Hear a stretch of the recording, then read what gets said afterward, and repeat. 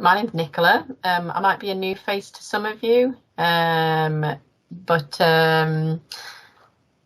yes, if I am a new face, I've been working at Sci Chem since 2015 and I'm the Pasco specialist there. And in this session today, we're going to walk through Pasco's software called Sparkvue. So this is their more basic software. They have got a higher tier of software called Capstone, and we typically recommend that for Physics A level and above. But Sparkvue is a really powerful piece of software. It's suitable for all different types of sciences. And the best thing about Sparkvue is that it's actually free as an app form. So if you've got an iPad or an iPhone or an Android device or a Chromebook, you can get this app completely for free from your app store. All you've got to do is just type in Sparkvue, spelt this way up here, into your app store, and you can get it completely for free. So if you want to play along with me today, all you've got to do is just download it onto your device and you can have a go with me. So when you start up Sparkvue, your screen is going to look like this. No matter what platform that you're using it on, it will always look the same as this. So say, for example, if you're a teacher using it on your PC, on your Windows PC, and you've got it up on the big screen, when you're trying to explain what you want your students to do to mirror you, you only have to give them one set of instructions because their screens are going to look exactly the same as yours, no matter what device they're using. So Sparkvue's homepage looks like this. You've got three different choices, three different paths to choose from. So you've either got manual entry. I'll just click on that to show you what it can do. So this is where you type in your own data here, and then it'll populate a graph for you over here. If you didn't want to do that, you can click on sensor data. So this is where you'd connect either our paid for sensors, our range of data logging sensors, or what it can actually do is it can hop onto the sensors inside your device or your PC. So I'm working on my desktop at the moment, so it can see the microphone in my webcam. I'll demo that for you in a second. But yeah, if you're having a look on your device, it can see on my iPhone, it can see the microphone on there. It can see the onboard magnetometer. So that'll give you acceleration readings, and it can also hop onto the GPS sensor. So say, for example, if you were doing a walk and you wanted to map your walk, you would be able to do that all on your phone, which is pretty cool. I think on some Samsung phones, it can also grab hold of the light sensor as well. So you can log light levels. Again, all of that's completely for free, so it's quite a powerful piece of free software. And then we've also got this option for remote logging. So this only works with our bought sensors. So say, for example, if you wanted to leave your, this is our little temperature sensor. If you wanted to leave this outside overnight to log, stick it in the ground, if you want to log the ground temperature levels overnight, you would be able to do that using this remote logging feature. So instead of logging your data in real time, populating it on the graph in real time as you're collecting it, what it does is it saves that data to the sensor module here, and then you come and download it afterwards after it's finished recording. So that's an awesome little option. So if I click on sensor data, I'll show you what we can do for free. So I'm going to tell it to turn my microphone on. I'm just going to click this toggle switch here. So you can see that it can monitor sound level and sound intensity. So I'm going to click both of those and I can show you what the difference is. So if I just click on the graph icon on the right hand side, you can see that sound levels measured in decibels, and we've got this sound intensity in microwatts per meter squared. So that's a bit of a complicated unit for sound, but this one everyone's used to seeing decibels. So for example, what you could do is you could get your students to use their devices at home and say you want them to find what the noisiest house appliance that they've got in the house. So whether that would be a tumble dryer or the hair dryer. It's just a nice way of getting your students to be involved in, understanding the world around them, using their own smart devices. That's the whole point of Sparkvue, that you can do science wherever you want, wherever you are in the world. So if you wanted to start collecting data, all you've got to do is just hit this start button down here, and then it will start logging the sound levels in real time. Do some claps, so you can see that. So it's just basically a measure of how noisy I'm being. And then if I'm quiet, it will drop off. So that's pretty cool. Oh, stop please, there we go.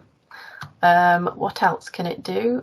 If I come to start up a new page, I've just got I've got to click this little icon up here, and it'll bring up a new page for me. And if I say I want a blank screen, and then click on this little icon, actually, let me show you an easier way to do this.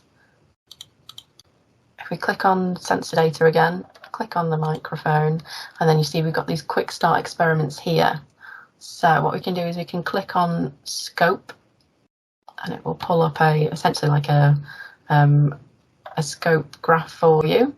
And then if I click start down here, it will give me like an oscilloscope feed of the sound that it's recording. And you can change the sampling using these little buttons here. So if it wasn't monitoring your voice very well, using like a nice sine wave, you can change the sampling here. So if I were to whistle, get that kind of pattern. So you can basically like kind of understand frequency changes. So for a high pitch, you can see that my frequency really increases. And then for that low pitch, you see that my wavelength gets a lot longer. What's it called? Yeah, lower frequency. So that's just a nice little, another nice little free feature of the app. And then on top of this scope view, we can also do an FFT view. So FFT stands for Fast Fourier Transform. It's a very fancy way of basically saying what frequencies are within my sound signal. So if I click FFT here, so what it will do is it's going to record my voice again, but it's going to tell me what frequencies are in that sample. So here's all the frequencies down here, and this is the sound intensity up here. And then if I click start, see we get a little small peak. I'm going to scale to fit. And again, you can change, sorry, you're going to get really annoyed with my whistling. If I change my sampling here.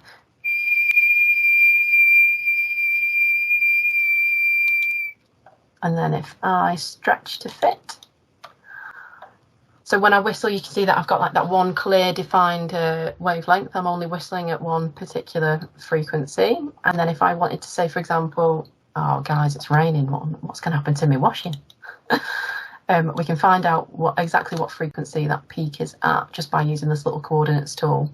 So I mean, this coordinates tool you can click it and drag to any part of your spectrum, but if I click it right to the top, you can see that the frequency I was whistling at was 2,367 hertz. So say, for example, if you had tuning forks, you'd be able to bang your tuning fork and then see exactly how that would map to what frequency it should be. I've done this just using like you can go on YouTube and get like certain frequencies on there. It will play the sound for you, and it's super accurate. It's really cool. And again, if you were playing like a chord or something, you'd be able to see the harmonics in this sample. It's a really nice piece of software. Again, if you've got like a music teacher that might want to do a bit more science in the lessons, by all means tell them about this app. It's completely for free. They can have a play with it. Why not? What else can I show you? Just to go back to the scope one, go to onboard microphone again, go back to scope. So say, for example, if you did want to get that frequency measurement from your whistle, you just click start, and you go, a nice sine wave. And then if I stretch to fit, so say, for example, if you did want to measure the wavelength and calculate the frequency, we could click and drag to the top of one peak.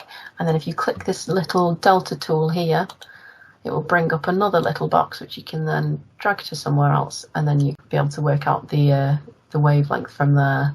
So you see it will give you delta x and delta y. So delta x would be your wavelength from peak to peak, which is pretty cool. Right, so now guys, we're going to have to swap machines because my computer obviously doesn't have a built-in accelerometer, so I'm going to have to swap to my iPad. So bear with me while I just do that. I want to stop presenting on here.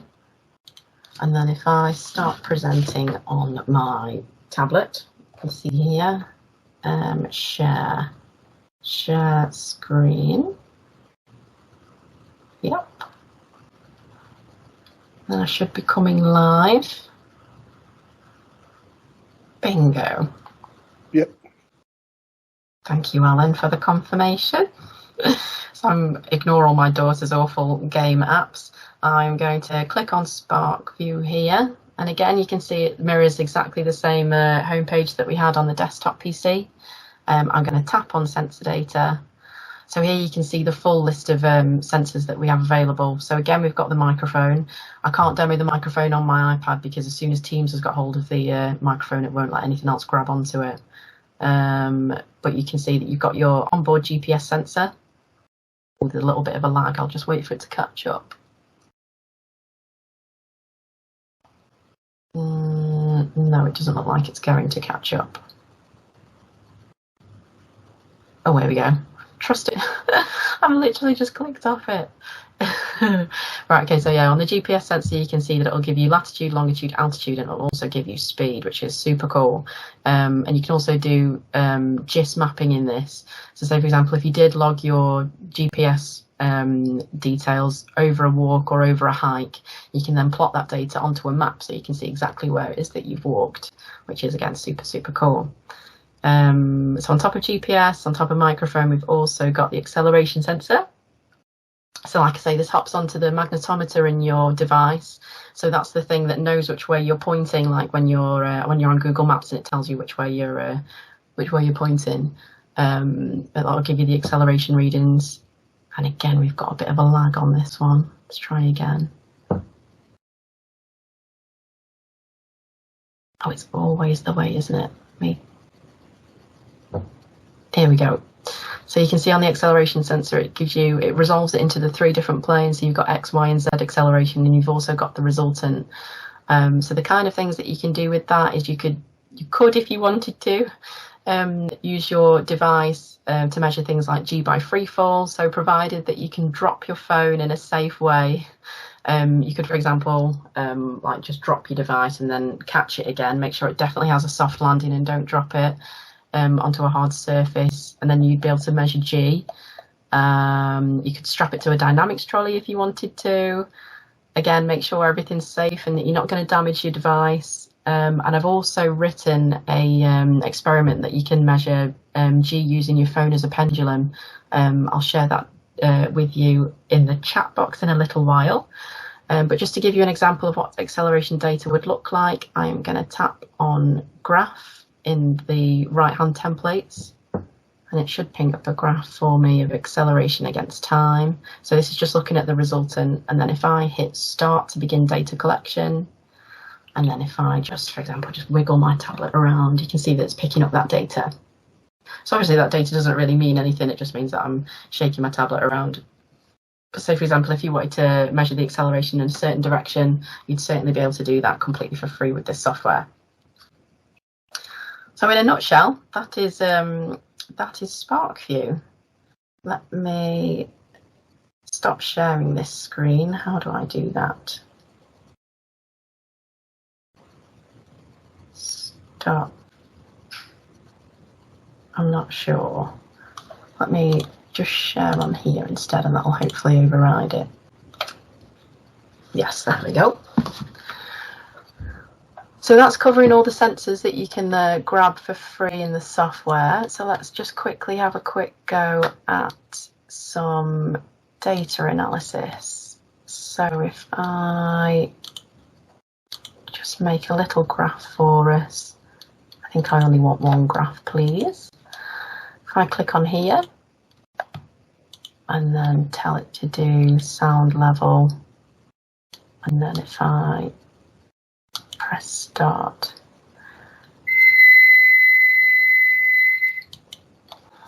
There we go. Let's say, for example, if I wanted to do a linear fit on this data, it's not really something that is linear, but we can certainly select a little bit of linear data. If I wanted to do that, I could get this little selection tool down here, this little box, click on that, and then just select a portion of my data that I'm interested in, which would be this bit. Maybe without, yeah, here we go. Track that little bit there. And then if I zoom in, it doesn't look very linear in this bit, but I'll just show you for argument's sake. If we just come down to this little bit here, you can see this is a linear fit tool. So I'm gonna click on this little icon, and it's going to fit just that portion of the data for me. So this is my y equals mx plus b, the Americans call it. We call it y equals mx plus c, but it'll give you m, which is the gradient, and b, the y-axis intercept, and it'll also give you these fit values down here as well. So the whole point of this is that your students can do the data analysis inside the software. You can export the data if you want to, but you don't necessarily have to. You can do all of the analysis in here. So on top of a linear fit, you could also do all these different types of curve fits. If you forget what the curve looks like, you can just tap on this and it will give you an example of what the curve looks like and the fit function. So this is super handy. If you're not super confident with maths, it'll give you all the answers here. On top of that, you can do these statistics. So you click on this little sigma button down here. So it'll pull out things like minimum, maximum, mean, standard deviations, which is important for your error analysis. It can also give you the count, and it also give you the area. So that's important for like if you wanted to integrate whatever you've measured for whatever reason, it'll be able to do that. So just as an example, if I click on maximum, it will show you the maximum. Again, this is only looking in the data that I've highlighted here. If I wanted to do the whole sample, I just have to click out of that selection toolbox, zoom back out, and it'll give me the maximum as 54. So this will be this reading up here. What else can I show you? If you wanted to make a note on your data, say for example, if you had a particular data point which was of interest, you can click on this little box here, type in a note, and then it will let you click and drag this to wherever you want it to be. So for example, if that point was important, you can make a little note there. If you wanted to layer a graph on top of another one, you can use this little box here. So if you wanted to plot two different things at once, you'd be able to do that. What else have we got here? I think that's mostly everything. We've got the slope tool as well, which will give you like the instantaneous gradient across any 2 points. So that can be quite useful if you're looking at rates of change. Again, you can just click and drag that anywhere along your graph. So I've gone through graphs as your display option, but on top of graphs you can have loads of different types of formats. Again, these are all the different types of layouts that you can have. So if I just click on one, for example, this is a graph format. You can have it in a digits format. So if I was just to record, what are we measuring here? I'll click up here to select measurement. You can click sound intensity, and then this will just give you like a digital display, digital readout of the value that it's recorded. If you didn't want a digits display, you could, for example, have a table. This is like an analog meter. We also do bar charts. This will be your GIS mapping if you did want to log your GPS information on this bit. You can embed videos and pictures. You can just have a plain text box. You can even do like these tick box questions. Bar charts, scopes, and FFTs. So again, it's like lots of different display options for you there. Again, if you wanted to do like several different displays in the one, you'd be able to do that. Like you can add these assessment things. Oh, I've not been on here in a while. I think they've updated it. Oh, this is cool, isn't it? Question here and answer 1, 2, 3. That's cool, isn't it? And then your student will be able to like click into it.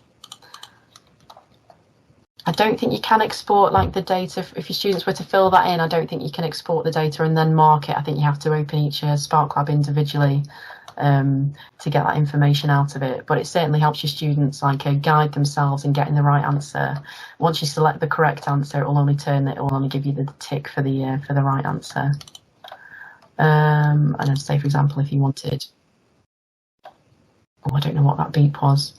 If you wanted like a meter here, digits display here, some of them won't let you click if the display will be too big for that particular box that it's opened up.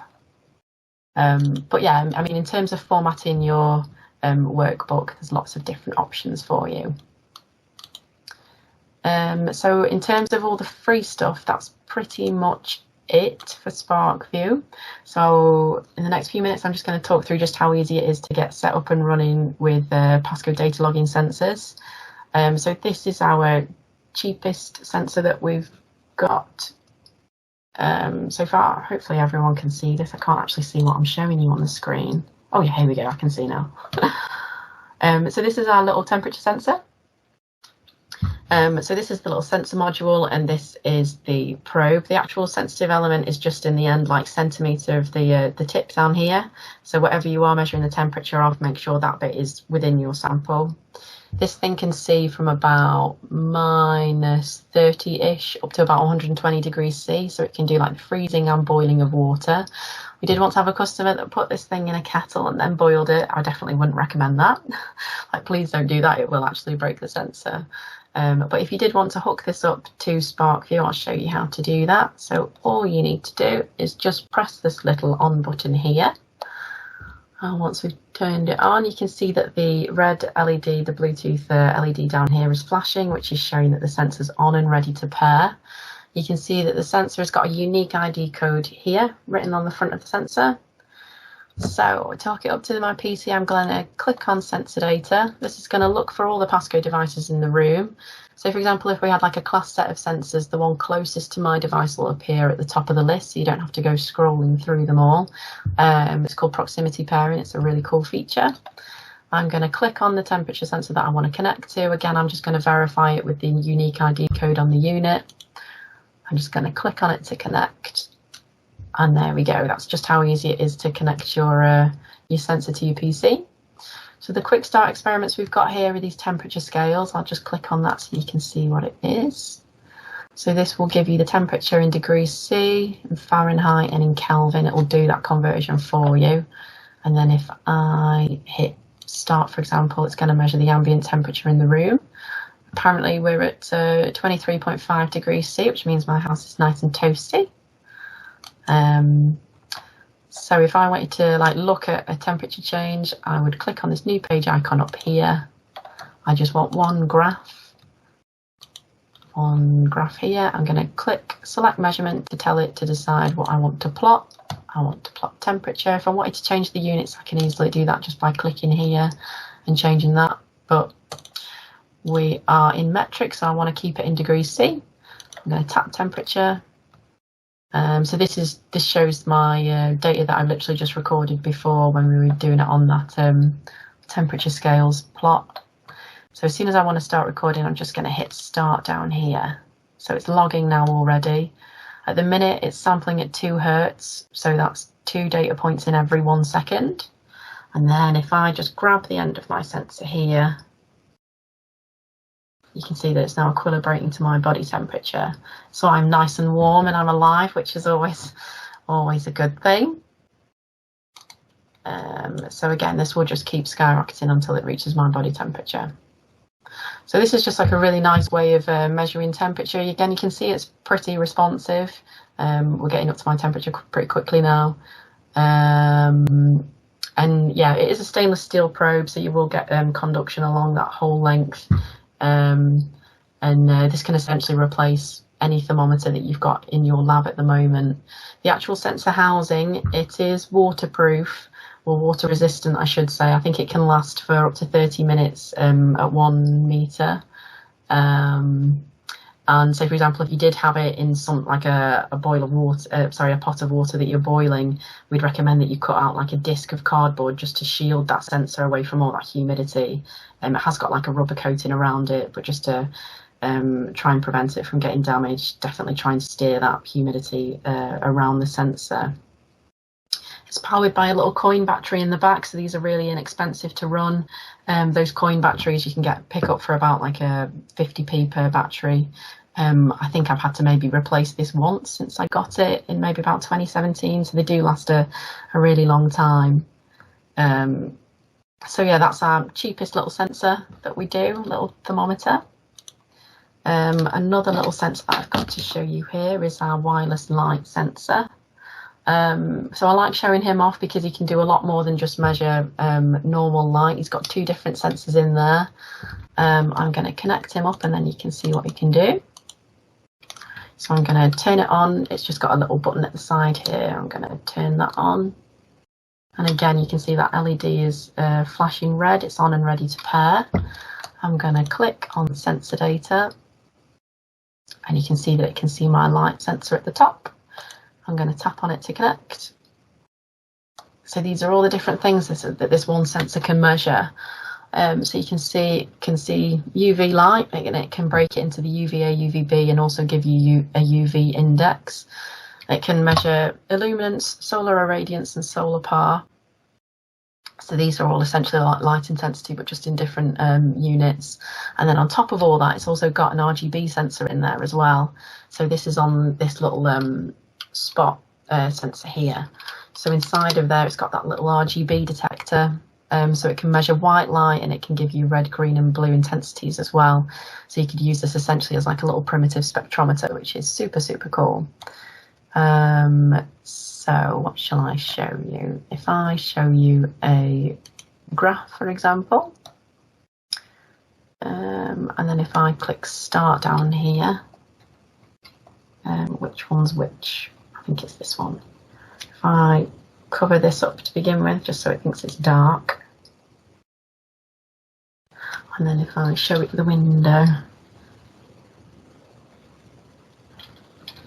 So again, like you could use this for like photosynthesis if you want to measure like light levels. You can see how like plants respond to different light colours, like wavelengths of light. You'll be able to look at the amounts of different colours in your light sample.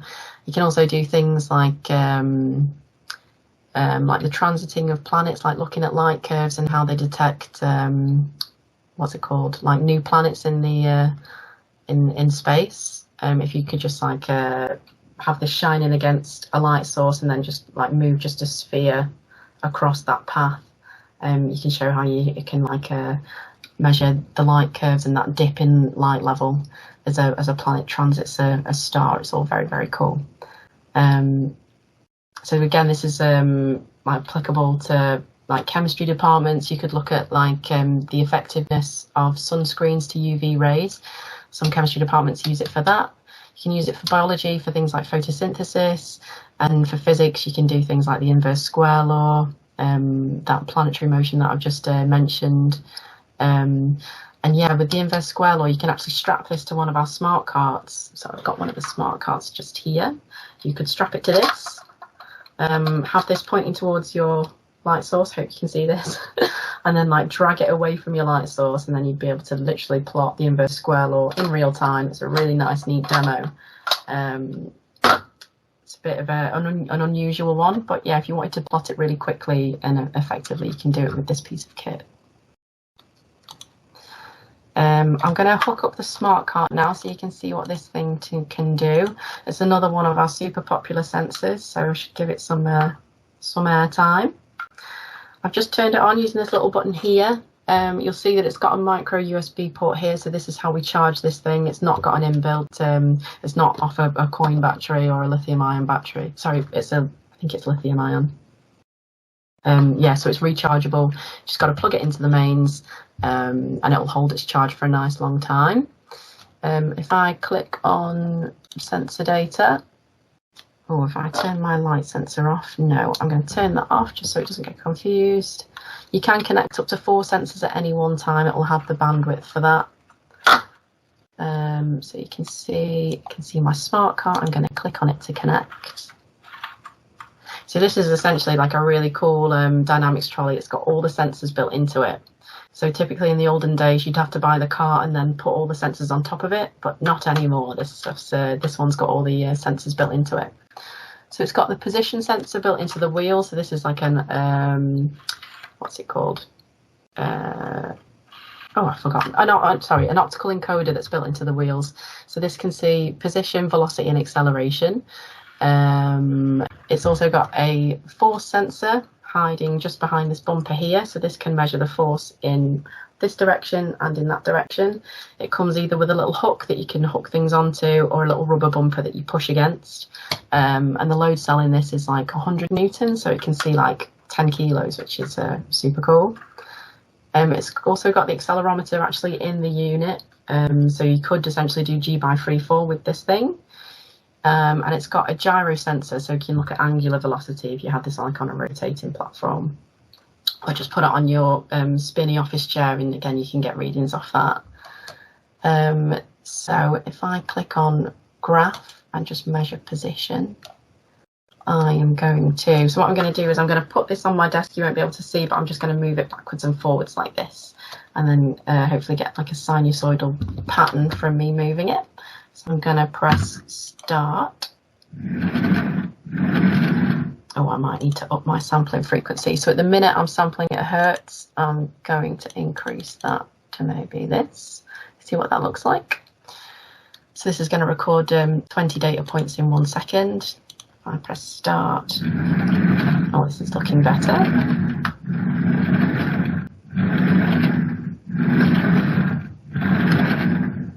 Let's stop. So that's very nice, isn't it? And then if I were to put 2 more plots underneath it, so at the minute we were measuring position, and then if I wanted to plot velocity alongside it and also acceleration underneath, you can then see like the phase difference between all of those different values. And if I click add multi-coordinates tool, I can literally click and drag this toolbar between them. So you can see that when like this is at a minimum, we have this at 0 and this is at a maximum.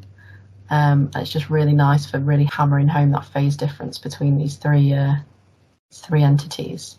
And again, it's really good for looking at rates of change, looking at the derivatives, because this derivative is this, and this is the derivative of that. So it's really nice to be able to demonstrate that really easy and quickly with this software.